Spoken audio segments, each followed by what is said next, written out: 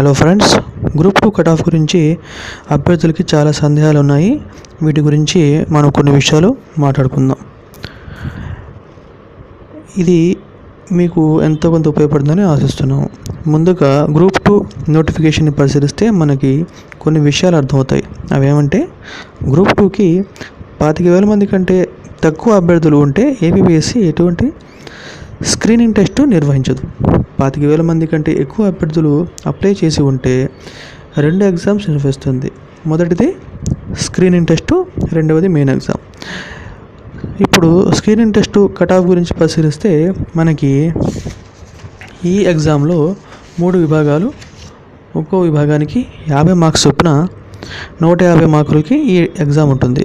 ఇప్పుడు మనం ఆలోచించాల్సింది ఏమంటే, ఒక్కో విభాగానికి ఏపీపీఎస్సీ 25 మార్క్స్ కట్ ఆఫ్ ఇచ్చిన 3 విభాగాలు కాబట్టి 75 కట్ ఆఫ్ మార్క్స్ ఉండవచ్చు. లేదా మెయిన్ ఎగ్జామ్కి 1:50 చొప్పున 49,000 మందిని మెయిన్ ఎగ్జామ్కి పిలవాల్సి ఉంటుంది. ఇక్కడ టాప్ 49,000 మందికి వచ్చిన మార్క్స్ని బట్టి మెయిన్స్కి ఎలిజిబిలిటీ డిసైడ్ అవుతుంది.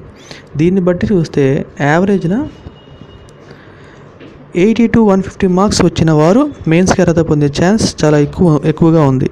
సో ఫ్రెండ్స్, మీరు కనుక 80 to 150 స్కోర్ చేయగలిగితే మీరు టైం వేస్ట్ చేయకుండా ఇక మెయిన్స్కి ప్రిపేర్ అవ్వచ్చు.